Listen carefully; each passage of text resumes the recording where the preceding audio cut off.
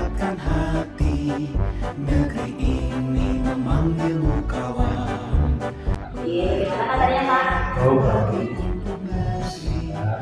Alhamdulillah. Hari ini saya akan melakukan wawancara dengan Bapak dari penyelesaian kasus-kasus di sekolah Bapak dan mungkin pengalaman Bapak dalam menghadapi kasus-kasus. Itu ya Pak. Nah, selama ini bagaimana Bapak dapat mengidentifikasi kasus-kasus yang merupakan dilema etika atau ujian moral? Dilema etika adalah situasi yang terjadi ketika seseorang harus memilih antara kemudian secara moral, tetapi sedang ujian moral merupakan situasi yang terjadi ketika seorang harus membuat keputusan antara benar. Baik, tentu saja dalam pengalaman Bapak pasti terjadi kasus-kasus seperti itu. Misalnya saja, ini kan dalam pengadaan LKS itu sebenarnya dilarang oleh pemerintah. Iya. Bagaimana itu Pak hal tersebut? Kan dulu biasanya misalkan LKS dan pembelajaran itu memang sangat membantu. Tetapi kan pemerintah melarangnya sebetulnya. Bagi kepala sekolah pandangan Bapak bagaimana ya? Oh, itu memang LKS anak. Untuk tindakan itu bisa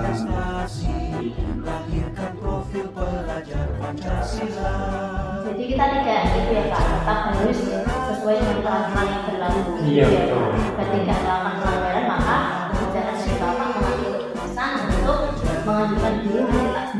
Iya Pak. Kita harus Selama ini bagaimana Bapak menjalankan pengambilan keputusan di sekolah Bapak? Pertama, kasus-kasus di mana ada komunikasi yang sama-sama benar atau sama-sama mengambil nilai. Oh, dalam mengambil keputusan tentunya harus menggunakan Jadi dilakukan musyawarah ya Iya Pak, betul. sampai merugikan orang banyak. Nah ini ada suatu kasus Pak, dimana biasanya kan sekolah-sekolah itu mengadakan rekreasi. Iya. Dan biasanya ada siswa yang tidak ikut rekreasi dengan alasan ekonomi keluarga. Padahal sebelumnya itu mas sudah disepakati semua siswa harus ikut.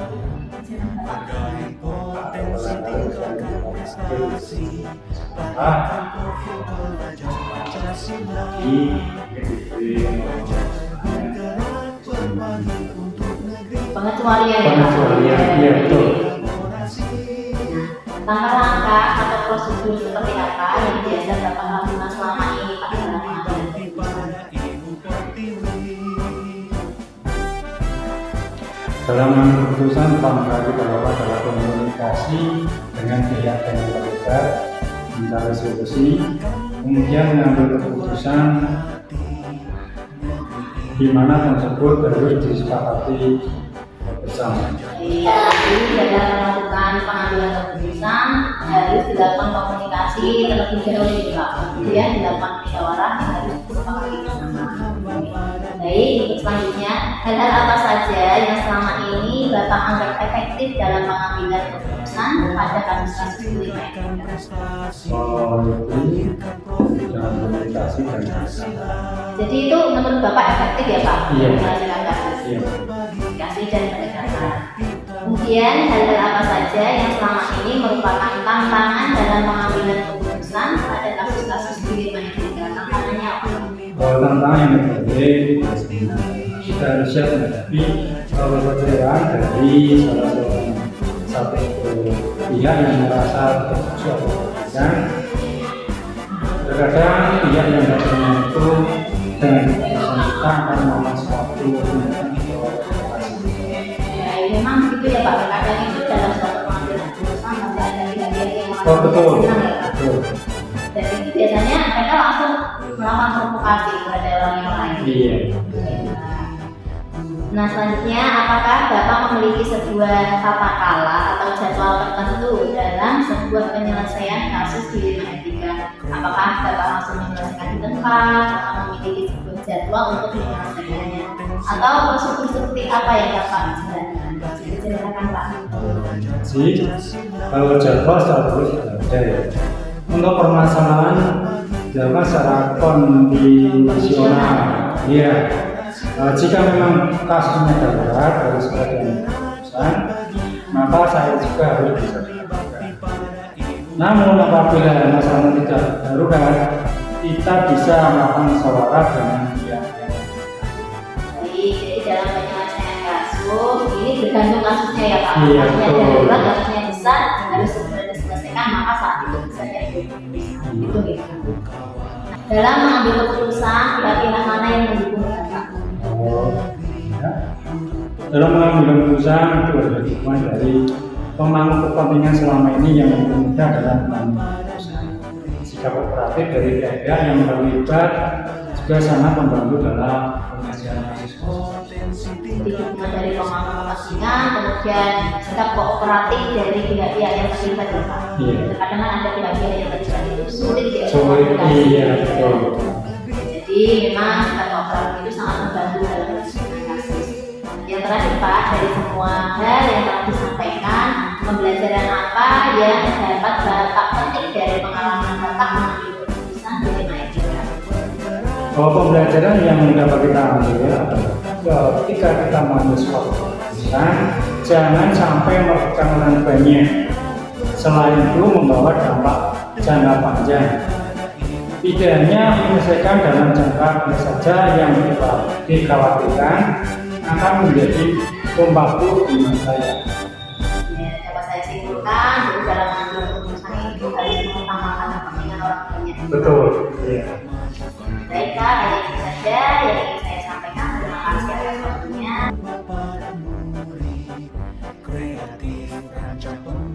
Selamat pagi Pak Subur. Ini saya akan melakukan wawancara dengan Bapak terkait penanganan kasus-kasus yang terjadi nanti dapat Bapak berdasarkan pengalaman Bapak tapi berdasarkan pengalaman itu ya Pak. Selama ini bagaimana Bapak dapat mengidentifikasi kasus-kasus yang merupakan dilema etika atau rujukan moral? Dilema etika merupakan situasi yang terjadi ketika seseorang harus memilih antara dua pilihan di mana keduanya benar-benar secara moral tetapi bertentangan, sedangkan rujukan moral merupakan situasi yang terjadi ketika seseorang harus membuat keputusan antara benar dan salah. Ya, baik Pak. Ini berdasarkan pengalaman Bapak, mungkin sudah terjadi di sekolah ini ya Pak. Itu kadang dalam pelaksanaan rekreasi itu kan ada siswa yang tidak ikut. Nah itu bagaimana cara mengatasinya? Padahal sebelumnya kita sudah melakukan kesepakatan bahwa semua siswa itu harus ikut. Berdasarkan pengalaman Bapak, bagaimana cara mengatasi siswa-siswa yang seperti itu? Ya, yang pertama kita benar-benar memakai anak tersebut agar kita bisa mengikuti rekreasi, mengikuti teman-teman ini dengan tujuan istilahnya belajar kekompakan bersama di antara teman-teman lain. Jadi seandainya nanti rekreasi teman-temannya seandainya dilaksanakan rekreasi dia tidak ikut, berarti dia menyendiri. Jadi otomatis dia terhindar atau menghindar dari kekompakan dari teman-teman tersebut. Jadi langkahnya ya kita pendekatan, kita istilahnya dirayu dulu bagaimana supaya dia bisa ikut.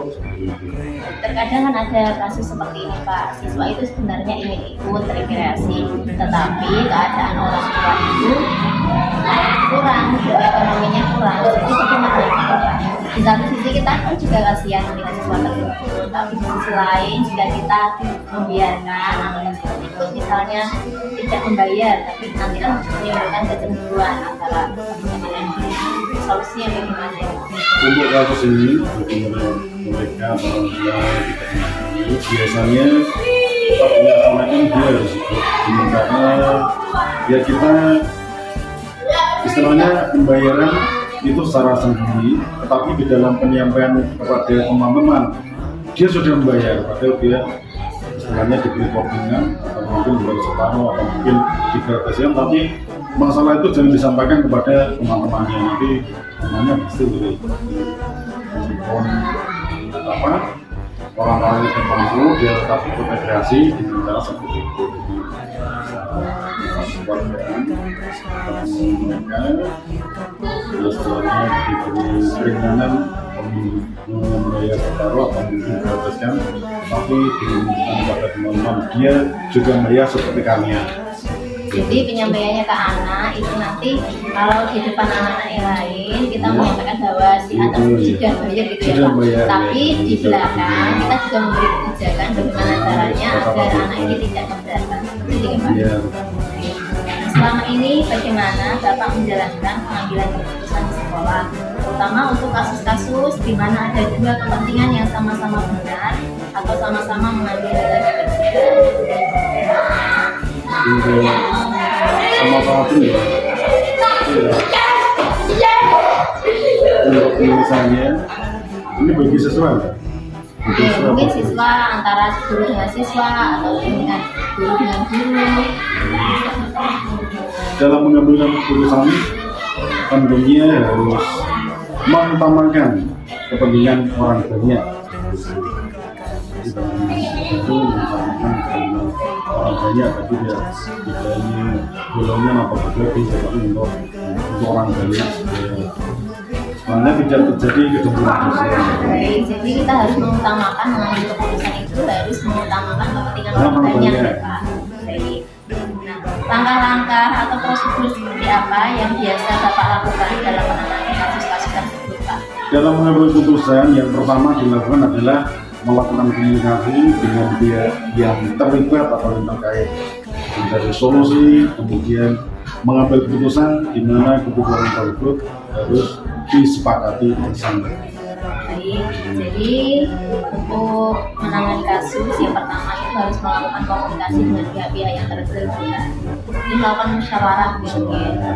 Baik, hal-hal apa saja yang selama ini Anda anggap efektif dalam pengambilan keputusan pada kasus-kasus di lingkungan Etika?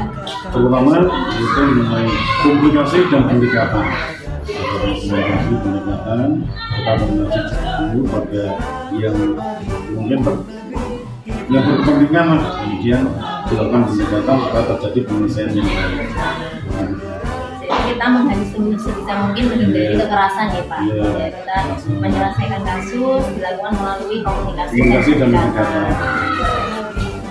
Kemudian menurut Bapak, hal-hal apa saja yang selama ini merupakan tantangan dalam pengambilan keputusan? Kadang kan dalam mengambil keputusan itu selalu ada tantangannya ya Pak. Tantangannya seperti apa? Tantangan yang kedua adalah kita harus siap menghadapi kekecewaan dari salah satu pihak yang merasa dirugikan. Terkadang pihak itu tidak terima dengan keputusan kita, akan melakukan provokasi bagi mereka yang tidak menerima mengadakan provokator seperti itu. Jadi melakukan provokasi terhadap hal yang lain ya Pak. Tantangannya memang luar biasa ya Pak, dalam mengambil keputusan itu memang harus dipikirkan secara matang ya Pak.